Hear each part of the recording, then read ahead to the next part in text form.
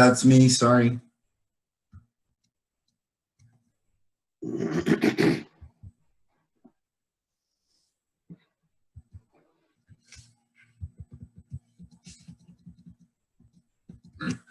All right, good afternoon, everybody, or good morning, or good evening, depending on where you're joining us from. This is Jeremy Grandstaff with S&G Endeavors and SGE Media coming to you live with Coffee with Jeremy. Always want to take a moment when we get started to just quickly talk about Coffee with Jeremy and why we do it. Every couple weeks, I host Coffee with Jeremy.tv with the support of John and Ryan and great guests like we have today. We're going to be talking with S&G Endeavors clients or partner consultants about their successes, their reflections on different things. The theme of the conversation always centers around collaboration. And so today, I have got a really awesome treat for our viewers today because we have two all-stars, two people that I really admire on Coffee with Jeremy. And so we've got Jerry Glover on with us. Jerry is an author, a consultant, works the head of iCal. I didn't actually get the title, sorry, Jerry. And Jerry recently gave a presentation that SG Endeavors was really excited to help with, and that was hosted by Nexus and ISODC, called Cultural Change and Development and Leadership. And as described by John, making the case for culture being an agent of change. And I really love the way John said that. So Jerry, really glad to have you on with us. Roland Livingston is also on with us. Roland is an organization consultant and educator, the chair or president, if you will, of ISODC. Sorry, Roland. And if you actually were to ask Roland, he's going to tell you I'm tall, dark, and handsome, even at 5'8", I guess. So whatever that comes out to. And I would say, Roland, I've been working with Roland for about the last year on ISODC stuff. And Roland, I'm really glad that you're on and that you served recently on a panel for the Global Engagement Network Civil Rights discussion on February 28th. So Jerry and Roland, very great to have both of you here.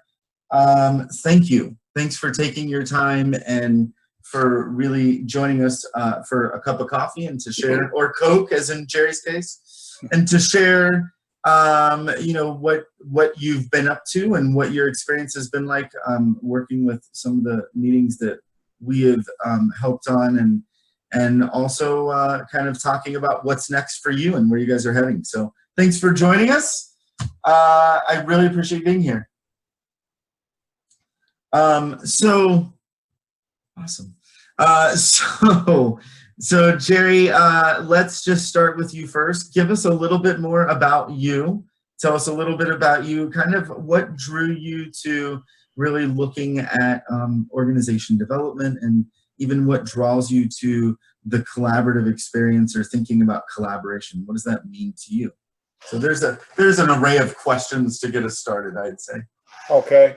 Well, Jeremy, I'm basically a cultural anthropologist by training.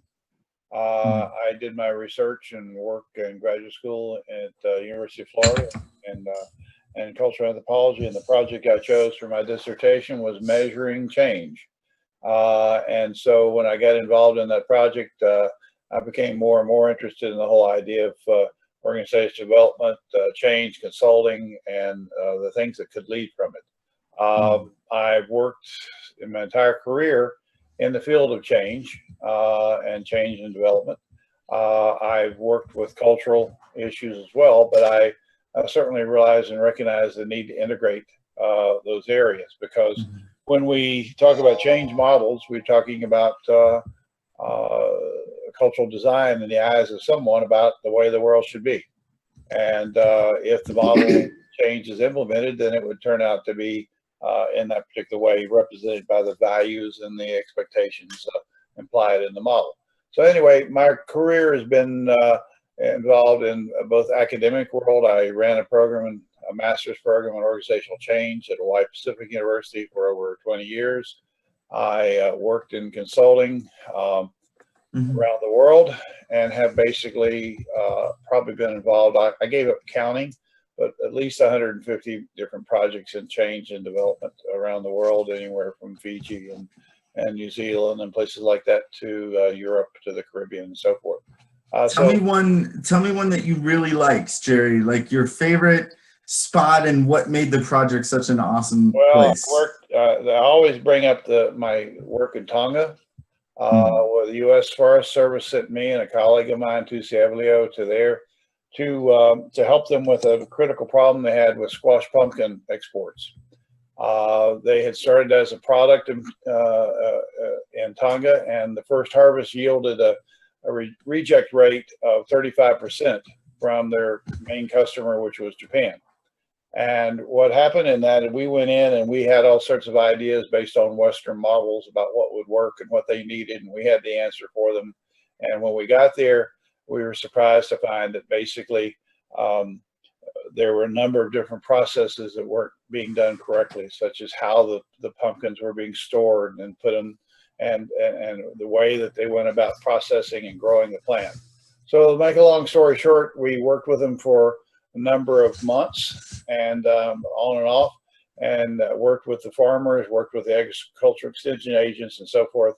And then we came up with a list of around 50 different recommendations of things that were being done, and left that with the the Minister of Agriculture, expecting it would be needing to come back and work with teams and all those sort of things. We found when we went back to Hawaii, we waited, and about 2 months later, after the next harvest came through, the Minister of Agriculture stopped there and had lunch with us and told us that they had a reject rate of 5%, down from 35% in one harvest, which was extremely successful. But the unfortunate thing for me is we probably had very little to do with it. So happens that all the recommendations that we came up with that we discovered that were going on, like cutting the top of the pumpkin off incorrectly, not training the people doing things correctly, and so forth. We found out that the king got the list, and the king was a very revered, scriptive leader, and he said, okay, make all these recommendations law, period, boom, that's it. And when he did that, everyone loved him so much and followed him along, and they all changed the way they did things in one quick sweep. We didn't have any need for problem-solving teams, quality management methods, or any of those things.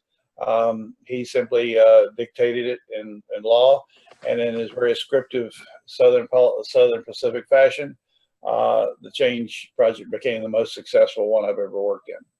And so I like to use that as an example, because sometimes change agents have the best laid plans, but unfortunately sometimes their visions of what should happen and what change should take place aren't necessarily what is appropriate for the location. And I use that because it's me I'm criticizing for not being more aware of what we should have been doing, and for the fact that there are different ways of doing change, and that we have to be aware of our own values when we come across as change agents. So I want to jump over to Roland, because Roland, I kind of want to give you the same question, and really kind of thinking, tell us a little bit more about you. What attracts you to organization development? What attracts you to collaboration? What does it mean to you? Well, Jeremy, I spent a lot of years working inside of organizations, doing stuff somewhat by the seat of my pants. I grew up in manufacturing environment. I got involved in industrial engineering. I shouldn't say got involved. I started as an industrial engineer, got involved in manufacturing supervision, and ultimately into human resource management. And one of the things that I noticed early on was that if you wanted to get anything done, you needed to have a way of connecting with other people. Didn't use the word collaboration, but one of the words that's always been a part of my way of looking at things is relationships, and that everything is about relationships. And if relationships are going to be effective, that means that there has to be a willingness on the part of people to collaborate. I think that's really the basis for organizational development as well. When I eventually got into my graduate study in organization development, lo and behold, I discovered that there was theory to support some of the things that I had been doing somewhat intuitively. And I continue to do that. So my experience working as a consultant in organizations, both private, public, and government, working, excuse me, inside of organizations around the world, working for, that is to say, an international shipping company for a good number of years, gave me many opportunities to practice collaboration, again, without ever even thinking about that word in a specific way. But upon reflection, realizing that that's exactly what we had been doing. And that's what I continue to do. I love what both of you are bringing, and you know, it actually it kind of takes me back a little bit, especially Jerry, when I was listening to you talk and how you guys put all these recommendations together. And I have to tell you, in my head, as you're telling that story, I was thinking to myself, okay, I was thinking to myself, this idea that you guys are, you're walking in, you're listening, you're putting all these plans together, and in the words of some of my advocate friends come to my mind, where they're like, okay, what you really just need is the top person to say, go do this and make this happen. And so I thought, I wasn't sure where you're going with that, and now I'm walking away, and it actually reminds me of when I was studying and I was getting my practicum, and the coach that I'm working with says, Jeremy, why don't you stop and listen to them and see what they want, and don't feel like you have to always have the answer. And I just think that that's an interesting part. I'm really glad that both of you have been doing this work for quite some time, because it means I get to pick your brain a little bit. And I know that, Roland, you participated on our civil rights dialogue that was hosted by the Global Engagement Network. The Global Engagement Network is part of our SGE media line of business, is one of the co-ops that John is working with to be able to create that 21st century media network that we talk about. And so Jen hosts monthly conversations. Their topic, very appropriately, I guess, for Black History Month was civil rights. So Roland, I'm just wondering if you might want to tell us, you know, a little bit about what that call was like for you, and kind of maybe even from your vantage point, what was the you know, the overall perspective on that call, and kind of what your experience was. Yeah, it was very interesting being on that call with people all over the country. So we weren't co-located, as it were, but we were able to come together and have a dialogue where we had the opportunity to share each other's stories about civil rights, pre-21st century, because that's where I come from, way back when. Some might say I'm as old as dirt. But be that as it may, bringing it into where we are today in the 21st century. But for me, it was an opportunity to listen to people from a variety of walks of life, and to hear their stories as it relates to civil rights, and to start a collaboration. Because what came out of that for me was idea generation to revisit with those individuals who were on that call, so that we can be in support of each other as we continue to try to do work that, excuse me, that helps to bring about a more harmonious environment for people, not only in this country, but across the world, across the globe. So now, I mean, and the Global Engagement Network, I think, more than suggests the fact that what we're talking about is something that is no longer constrained to a particular geography, that indeed it is global, and that we can have effective collaboration on a far broader scale, perhaps, than we might have envisioned in the past. Technology helps us to do that. So that's what came out of that for me.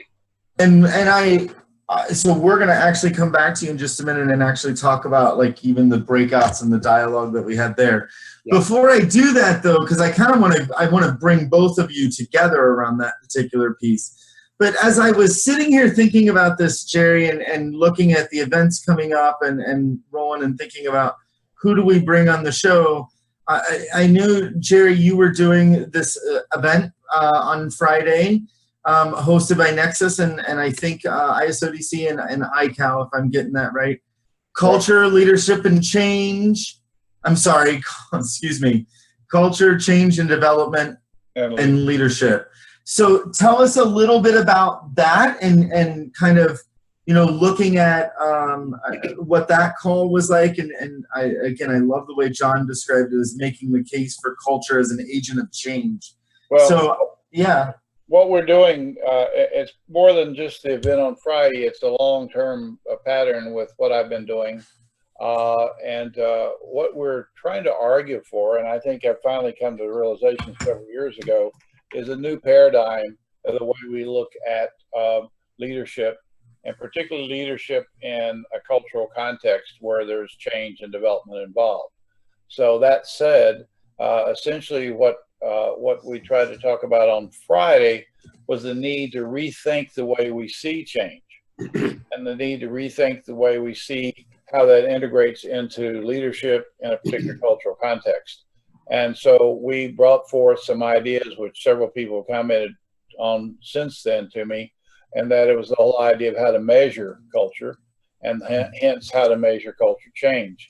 And so we spent a little time on that as well as some other perspectives that we feel are necessary, but it comes down to four things that people need to know if they're going to create this new paradigm. First of all, they need to be culturally competent, more than just the kiss, bow, and shake hands type, but the whole idea of being able to operate with cultural dynamics. Number two is they got to be able to know how to acquire and use information effectively in an environment which has noise coming at people all the time, particularly a leader. Three, they've got to be able to create synergy from diversity and being able to reconcile dilemmas, being able to come up with new effective integration of change projects that fit the context. And lastly, the fourth area is holistic perspectives. They need to think in terms of holistic perspectives on not only culture, but change and leadership as well. So understanding, for example, that maybe a change model used in one particular context may not be appropriate in others, and being able to be aware of the fact that we have a lot of evidence out there if we just look for it. Thinking I like the way you said that, Jerry. Well, thinking across disciplines is one other thing I'd point out, not just nations, but disciplines. Disciplines have probably as many cultural differences between them as the nations sometimes. And you only have to set in an executive committee meeting, for example, somewhere where the one person is from Switzerland, one person is from Japan, one person is from the US, etc. And I've done that a lot in my own particular experiences. And you get a tremendous amount of differences in the way people see whatever the issue is that the group is thinking about. Well, and that's so going back though to Friday's call and then to Roland, the civil rights conversation, virtual conversation that you participated in. One of the things I actually thought it was really interesting that the whole idea of culture links them a little bit to me, and so kind of taking a step back for a second and thinking about both of those calls, what they had in common is really kind of hearing from a panel or a presentation. In your case, Jerry, Roland, you were part of a 3 or 4 person panel, and then giving people an opportunity to break into smaller groups and talk about it and to process it a little bit. Now, we processed a little bit differently in both discussions, but tell our viewers what that was like, just going through that process and how you found that process for you, just kind of watching things happen and what that was like for you. Go ahead, Roland. I think it, I mentioned earlier how technology is helping us to collaborate more easily than we might have been able to do in the past. The fact that we can use technology to break out into small groups fascinates me. I mean, I don't know. I know John is sitting there somewhere, or maybe Ryan, whoever pulls the keys to make us go into those small groups is doing work that I don't know how to do, but I'm glad they do it because it does create an opportunity for a larger community to come together in small groups and have dialogue around a set of questions, and see what kinds of things come out of that for them, and then to bring it back to the larger group. So, I mean, to me, that's one of the really interesting things, and one of the things that I know will help collaboration to be even more effective going forward. I think so. Jerry, what are your thoughts? What was it like for you? I think one of the things that I think is really great right now, and I'll piggyback on what Roland said about technology, and for example, the platform we're using now, it's changed a lot of the things that we've been able to do. And I have a group that one particular class that I'm teaching as a part of a certificate in cultural competency at Florida Institute of Technology. And we have in that group people from a training director from Australia. We've got a diversity officer from a University of Michigan. We've got a number of different international consultants, and we've got a variety of people who wouldn't be able to come together normally. And one of the things we had a discussion on last week was how did this whole idea of being able to see each other, have a virtual discussion, but yet be able to see and hear each other in a meeting. And they were all talking about how much better it is that we can set in a meeting and have that kind of dialogue with a platform like we're using. Because previously we could have phone calls or conference calls, but the whole idea as if you were sitting in a meeting in one spot is basically being replicated now with the technology. And the group felt like that was a real strength of what we were being able to do in that class as we were looking in fact, we were looking at culture and change at the time, but we were also talking about the technology and how that was changing the way we go about collaboration, meetings, training, and so forth. Well, yeah, because it was a big webinar period, right? Where you're supposed to join. I mean, and when I was working for Alliance for Biking and Walking, there literally Wednesday was webinar day. Yeah. There was webinars all day long, and it was people talking at you. And it used to just frustrate me. And Roland, I'm sure you would joke with me and say it's just because, I want to be able to share what I know. Right. But I think it's that idea of wanting to engage for me. And what I find with the Zoom as the platform, and by the way, the platform is great. If you have a badly designed agenda, it's not going to work. And that's the other learning that I have found just attending meetings in this fashion. I attended a couple where they break you apart and the conversation that you're having has nothing to do with the topic. It's not reflective in any way, and it just is very disjointed. And then sometimes they won't even do a report back, and then so you're kind of left hanging. So one of the things that we've noticed as we've been kind of developing this, we actually call it engaged change, which is really how we combine the tools and the technology with a good designed agenda. And I think that's one of the key pieces is I do think that it's opening up opportunities to be more collaborative, like you guys were saying, and also more directive to like the idea of building consensus and being able to take. One of my people, if I could interrupt you, Jeremy, one of the people in that group that I was talking about said what they felt also is they trusted the other people involved in the call because they were there with them. They were more engaged with the group. And so as opposed to being on a call where all they could do is hear a voice on the other end of the line, they weren't so trusting of that as much as they are when they get set in a meeting like they would in a normal room somewhere. And the technology is helping to simulate that type of experience. And I was really quite interested in them saying that, because they were saying that they've had other online experiences, but they haven't had experiences where they could feel like they were part of a group that basically interacted and engaged and trusted each other. So I think it's pretty good. Well, I appreciate that. Roland, go ahead. Jerry, you used a word which I think is so very important when it comes to collaboration, and that is trust. And so this technology helps us to be able to take people in almost as though they were in person with us. Yeah. But certainly we can see them, we can hear, we can see facial expressions, we can, when we hear tone of voice connected with a facial expression, it's much more meaningful to us than it might otherwise be. You know, for people who are sighted, that really connects. I mean, that really works for me, it works in a very effective way. Mm-hmm.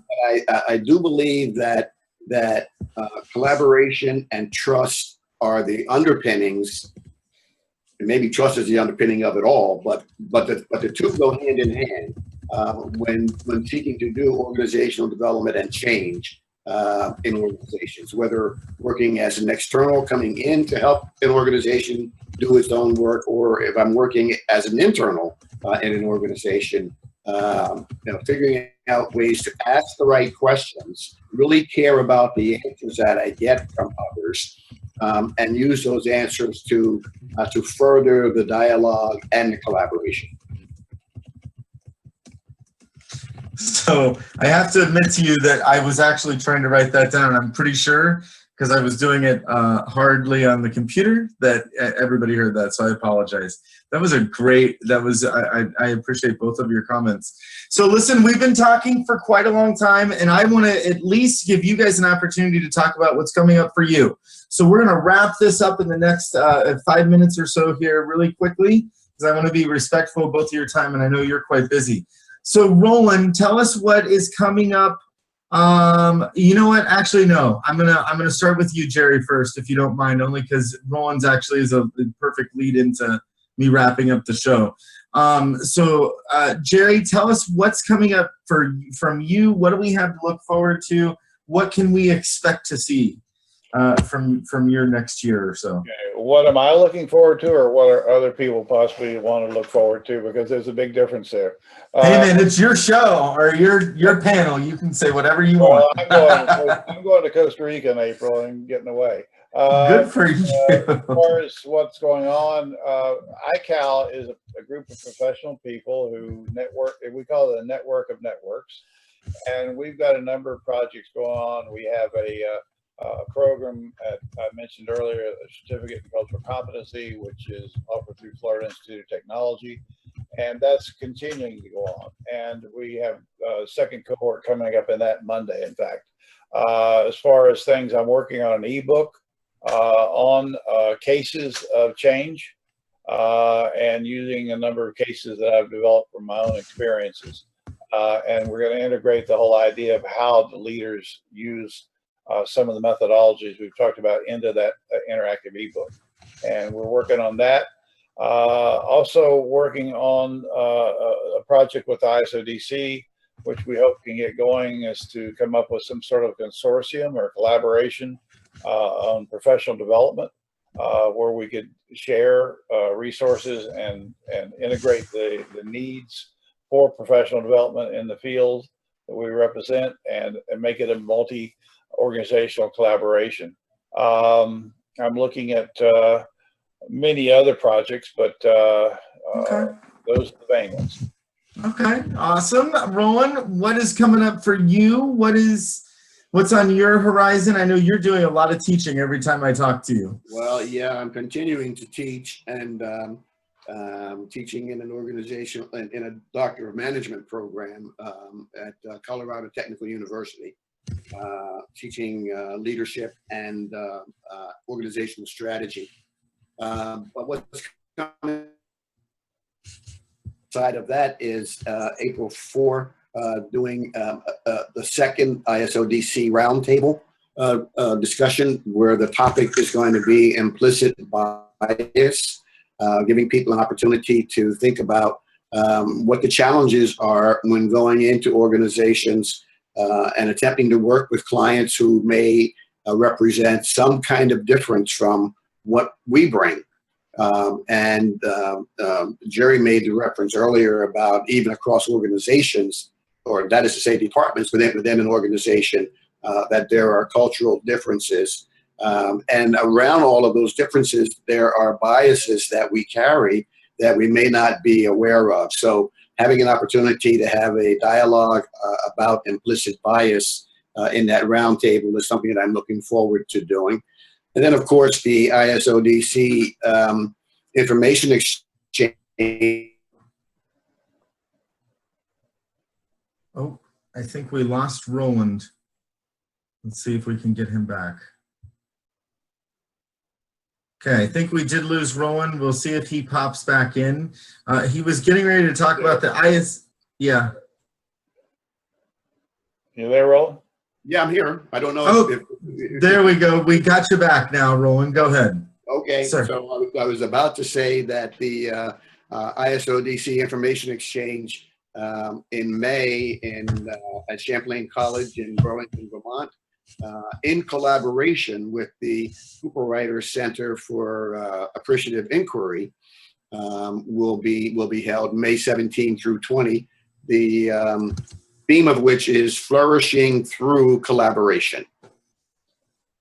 I am looking forward to all of this stuff, and you guys are absolutely amazing. If our viewers will just permit me 90 seconds to wrap us up here, I want to say a big thanks to, and I'm going to give you some information and links to get more information, but I want to say a big thanks to Roland and just for providing, and Jerry, I'm sorry, you as well, for providing leadership for me, and really helping to guide me. I don't know, you guys really do make a difference on the way that I look at things.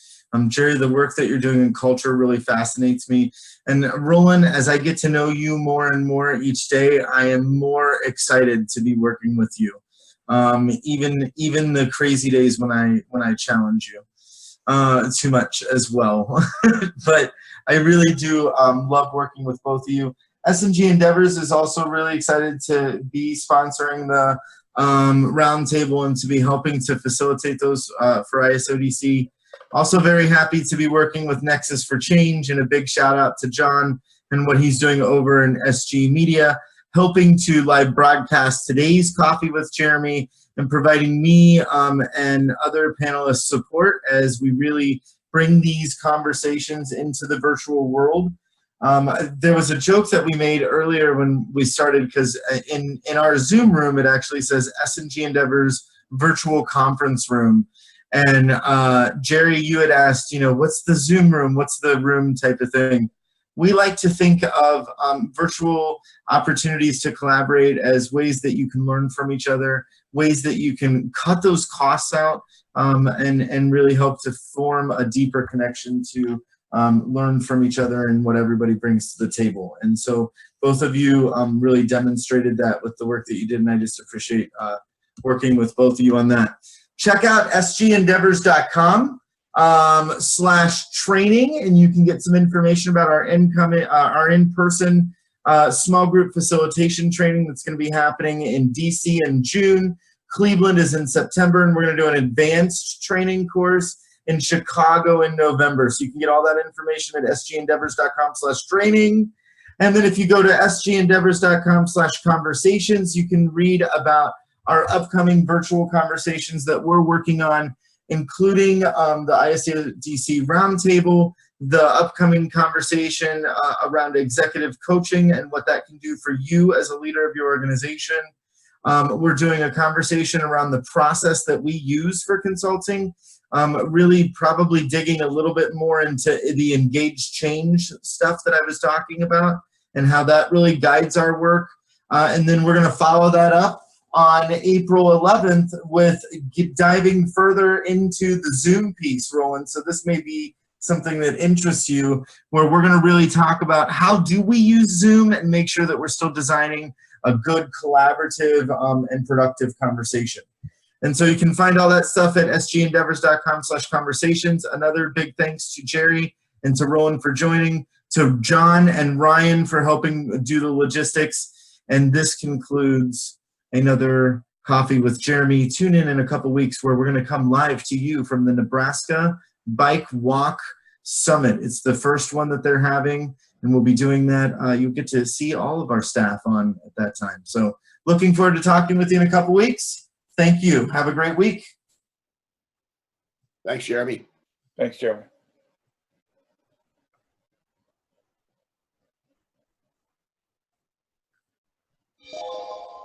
Oh,